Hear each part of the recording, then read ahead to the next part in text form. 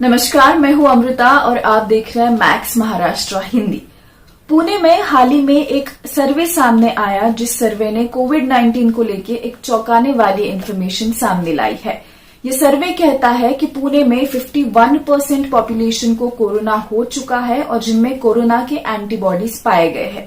ये बहुत बड़ा आंकड़ा है, ताकि इतने लोगों को पुणे में कोरोना हो गया लेकिन उनको पता नहीं चला, कोई सिम्टम्स नहीं दिखे और इसीलिए उनमें कोरोना के एंटीबॉडीज पाए गए हैं। इस सर्वे का नाम था सीरो सर्वे। तो ये सर्वे जिस कंपनी ने किया, जिस ऑर्गेनाइजेशन ने किया, उससे हम जुड़े और उनसे जानने की कोशिश की कि किस तरह से ये सर्वे किया गया और इसमें क्या इन्फॉर्मेशन सामने आई। तो हमने बात की अर्नब घोष, जो प्रोफेसर है Indian institute of science education and research centre Pune में, जिनकी तरफ से ये सर्वे किया गया। तो जानेंगे उनसे बात करके कि ये सर्वे किस तरह से हुआ और इसमें क्या इन्फॉर्मेशन सामने आई है। स्वागत है आपका मैक्स महाराष्ट्र हिंदी में। और आपसे पहले जानना चाहेंगे कि ये जो सर्वे आया है, इसको सेरो सर्वे नाम दिया गया है। तो ये सेरो क्या है, इसके बारे में आप क्या बताएंगे?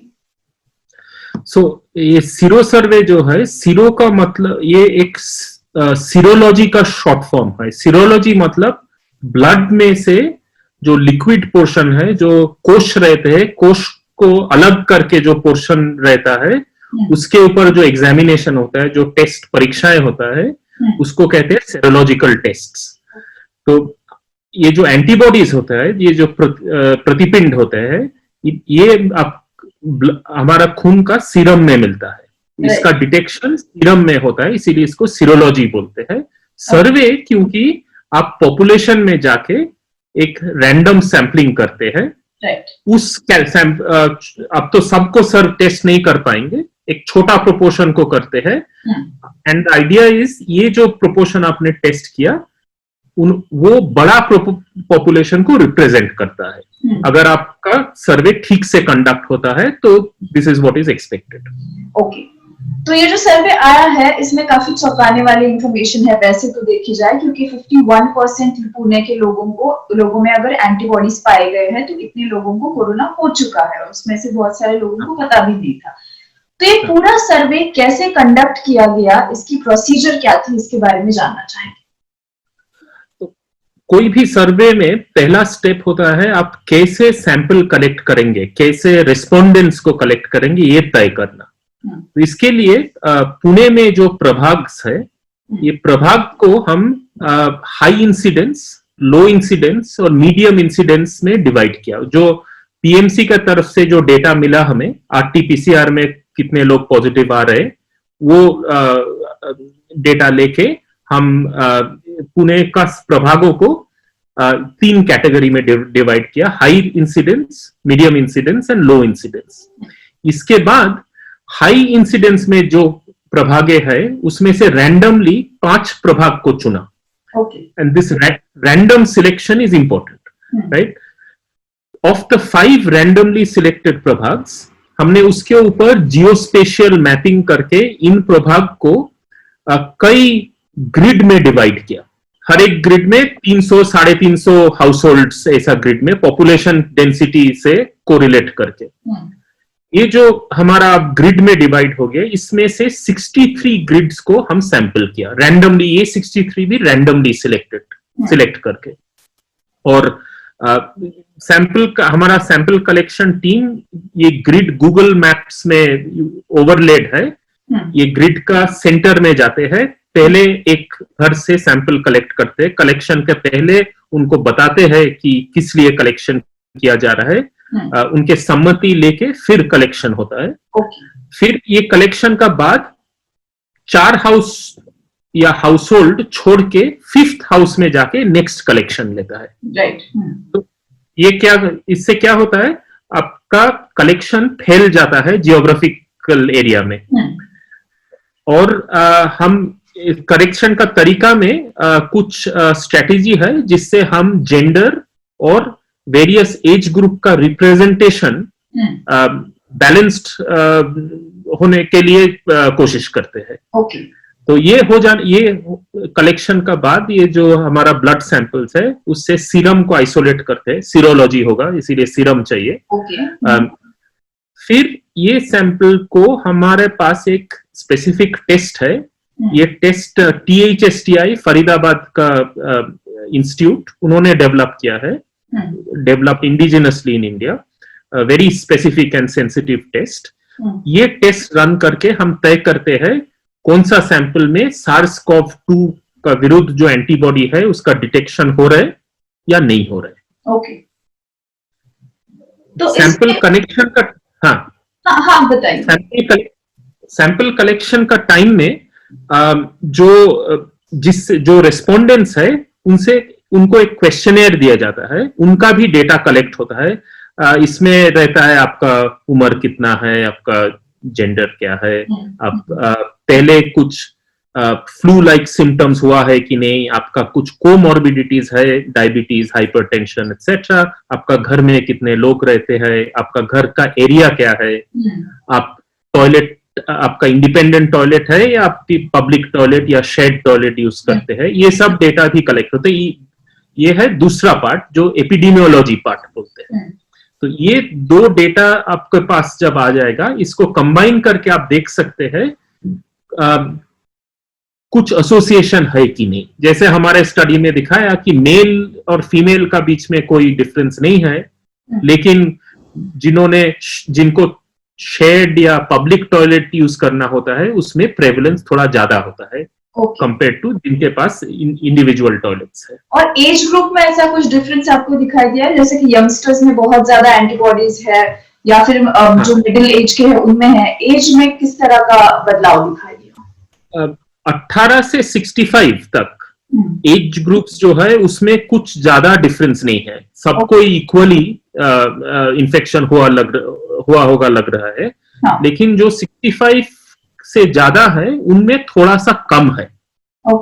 इसका कारण क्या है, ये स्पेकुलेशन का मामला है, इसमें ये डेटा डायरेक्टली नहीं बताता है क्यों ऐसा है। हो सकता है इन लोग ज्यादा प्रोटेक्शन लेते थे, घर का बाहर कम जाते थे, हो सकता है, लेकिन हम कंफर्म नहीं कर पाएंगे। और इतने, अगर ये जो स्टडी कहता है कि 51% of population of Pune, that means half of the Pune जिसको ऑलरेडी कोरोना हो चुका है, तो ये नंबर बहुत बड़ा है। तो ये आप इसको किस तरह से देखते हैं कि ये एक अच्छी भी बात है कि इतने लोगों को हुआ लेकिन कुछ हुआ नहीं लोगों को, या फिर इतने बड़े तौर पे ये फैल रहा है, आप किस तरह से देखते हैं इसको? पहले क्लैरिफिकेशन है, हमारा स्टडी 5 हाई इंसिडेंस सबवार्ड में किया गया है। इससे हम डायरेक्टली सारा पुणे में ही 51% है ये इन्फर नहीं कर सकते। जो हाई इंसिडेंस सबवार्ड्स है उसमें है। अगर पुणे में और दूसरे कई शहर में similar population structure, similar population behaviour वाला वार्ड है जिनमें infection as early as Pune आए हैं, उसमें शायद कंपैरेबल हो सकता है, लेकिन ये भी स्पेकुलेशन है। 5 वार्ड को सैंपल किया है, उसमें ये डेटा है हाई इंसिडेंस वार्ड्स में। नाउ अच्छी बात यह है कि over half the population in सब वार्ड का इन्फेक्शन हुआ है, लेकिन ज्यादातर लोग, vast majority did not report any symptoms, did not have to be hospitalized, and of course did not die, which is a good thing. So if that is what you are saying by good thing, ये अच्छी बात है। लेकिन इसका कारण क्या है कि लोगों में सिम्टम्स दिखे नहीं, इतने बड़े लोगों में सिम्टम्स? वर्ल्ड वाइड जो रिसर्च चल रहा है, इससे ये डेटा आ रहे हैं वुहान से, यूरोप से, अमेरिका से, कि it up to 80% of infected people asymptomatic रहेंगे। इनका कोई सिम्टम, उनको खुद को भी शायद पता नहीं होगा कुछ हुआ है। तो ये आश्चर्य का बात नहीं है, ये डेटा तो बाहर से पहले से ही था, लेकिन कितना हुआ है पुणे शहर में और एटलीस्ट ये 5 सब वार्ड में, ये ठीक से पता नहीं था। इससे पता चलता है जैसे हर जगह में से डेटा आ रहा है, ये वायरस काफी इन्फेक्शियस है एक, और ज्यादातर लोगों को उतना कुछ तकलीफ नहीं होता। So this is the good thing. लेकिन अगर आप बोल रहे हैं कि इससे हम हर्ड इम्यूनिटी इनका हुआ है, इसीलिए ये इम्यून हो गया होगा, ये एविडेंस हमारा डेटा अभी नहीं बताता। क्योंकि हम जो देखते हैं आपके कोई इंडिविजुअल का ब्लड में एंटीबॉडी है, मतलब इनका इन्फेक्शन हुआ होगा, लेकिन एंटीबॉडी कई तरीके के होता है। उसमें से एक तरीके का एंटीबॉडी होता है जो प्रोटेक्टिव एंटीबॉडी होते हैं, जो इन्फेक्शन वायरस को, सेल को इन्फेक्ट करने, कोश को इन्फेक्ट करना ब्लॉक कर सकते हैं। न्यूट्रलाइजिंग एंटीबॉडी भी बोलते हैं इसको। ये स्टडी न्यूट्रलाइजिंग एंटीबॉडी नहीं देखा है, ये देखा है टोटल एंटीबॉडी है कि नहीं। हम लोग दूसरे कुछ लेबोरेटरी में टेस्ट कर रहे हैं, इसमें से जो पॉजिटिव आया उसमें से कितना प्रोपोर्शन का न्यूट्रलाइजिंग एक्टिविटी था, तो उससे पता चलेगा इनका जो रिस्पॉन्स हुआ इन्फेक्शन का बाद ये प्रोटेक्टिव था या नहीं था। लेकिन इसमें इससे भी पता नहीं चलेगा हर्ड इम्यूनिटी का जो मामला है, क्योंकि कई कारण है, लेकिन एक बड़ा कारण है कि प्रोटेक्शन अगर आपका है उसके लिए कॉन्सेंट्रेशन एंटीबॉडी का ज्यादा होना चाहिए। तो वो तय करने का तक ये कंक्लूड नहीं कर पाएंगे। और दूसरा और एक मुद्दा है कि जो यूके से, वुहान से कुछ स्टडी आए हैं जो बोल रहे हैं कि ये एंटीबॉडी ज्यादा दिन नहीं रहता है, रिस्पॉन्स के बाद, पहला इन्फेक्शन के बाद एंटीबॉडी कम होते जा रहे हैं। तो अगर ये भी होता है तब वो कितने दिन इम्यून रहेंगे, अगर प्रोटेक्टिव एंटीबॉडीज है भी, लेकिन कितने दिन इम्यूनिटी रहेगा ये तय करना होगा। ये इंटरनेशनल रिसर्च का मामला है, कई ग्रुप्स वर्ल्ड वाइड इसमें काम कर रहे हैं। ये डायनामिक्स जब पता चल जाएगा और एक्यूरेटली बता पाएंगे। तो ये एंटीबॉडीज क्या कहीं पे इस्तेमाल हो सकते हैं, जैसे कि जो सीरियस पेशेंट्स हो उनके लिए वो यूज हो सके, ऐसा कुछ है? कुछ क्राइटेरिया है, ये जो प्लाज्मा थेरेपी का आप बात कर रहे हैं। कुछ क्राइटेरिया है जो एक जिनके शरीर में एंटीबॉडी है उनको मीट करना होता है before this person can become a plasma donor. One of the criteria is that do you have a particular concentration of this antibody? तो जिनके पास है उनको टेस्ट करके देखना होगा कि उनका concentration एंटीबॉडी का अप्रोप्रिएट है कि नहीं। फिर देखना होगा, अच्छा होगा अगर तय कर सकते हैं ये जो एंटीबॉडी इनका है ये प्रोटेक्टिव है कि नहीं। दो मामले हैं, एक प्रोटेक्टिव होना चाहिए और सफिशिएंट अमाउंट में होना चाहिए। इसका लिए गाइडलाइंस है, ये गाइडलाइन अगर कोई मीट करता है तभी आप प्लाज्मा डोनर हो सकते हैं। लेकिन एक दूसरा एथिक्स का मामला है। ये जो स्टडी जब डिजाइन होता है, हमारा जो एथिक्स रेगुलेटरी बॉडी है उनसे क्लियरेंस लेना होता है, आप क्या क्या करना चाहते हैं ये स्टडी से, और जो रिस्पोंडेड है उनको पहले बताना चाहिए किस लिए हम ये स्टडी कर रहे हैं। हमारा जो स्टडी था उसमें हम ये नहीं बताए कि अगर आप पॉजिटिव है हम आपको अप्रोच कर सकते हैं प्लाज्मा डोनर होने के लिए। तो इस डेटा हम रिलीज नहीं कर पाएंगे एथिकल कंसिडरेशन से। लेकिन दूसरे तरीके से कर सकते हैं। सबसे अच्छा तरीका है जिनको सिम्टम्स दिखाई दिया, कोविड पॉजिटिव माना गया आरटीपीसीआर टेस्ट से, शायद कुछ सिम्टम्स भी दिखाई गया इसीलिए टेस्टिंग हुआ है, उनके शरीर में जो एंटीबॉडी होगा उसको यूज करने, अगर वो उसका कॉन्सेंट्रेशन इज इनफ तब यूज करते हैं। ये this is standard strategy and यही फॉलो करना चाहिए।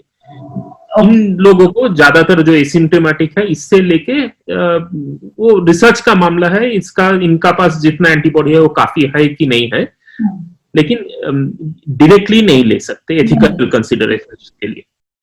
आखिरी सवाल सर आपसे कि इसके बाद इस सर्वे का स्टेप क्या होगा? क्या बड़े तौर पे और सैंपल बड़ा करके और पुणे में कहीं पे सर्वे किया जाएगा? क्या है अगला स्टेप इसका? पुणे में एटलीस्ट और 2 सर्वे होने वाले हैं। पुणे में ससून हॉस्पिटल और बीजे मेडिकल कॉलेज, दो जो बड़ा मेडिकल कॉलेज है, उन्होंने सर्वे का प्लानिंग करने वाले हैं, और ग्रेटर पुणे में भी और कुछ सर्वे होने वाले हैं। हम लोग ये कोशिश कर रहे हैं कि ये सारे सर्वे का प्लानिंग और जो डेटा आएगा सर्वे से ये कोऑर्डिनेट किया जाए पुणे अधिकारियों का तरफ से, so that we can collectively make much better decisions and have much better results. हमारा साइड से हम क्या करेंगे, हम ये जो हम जो कलेक्शन किया है इसको और बेटर कैरेक्टराइजिंग करेंगे। मैं जो बताया कि हम अभी तक बता रहे हैं कि एंटीबॉडी है, मतलब इन्फेक्शन है, लेकिन ये जो एंटीबॉडी है ये प्रोटेक्टिव है कि नहीं है मुझे पता नहीं। ये जो इसके लिए जो टेस्ट करना है लेबोरेटरी में वो करने वाले हैं, शुरू हो गए हैं, वो भी होगा। ये थोड़ा एक्सपेंसिव और टाइम कंज्यूमिंग टेस्ट है, तो थोड़ा टाइम लगेगा, 1.5 महीना लग जाएगा रिजल्ट्स आने के लिए।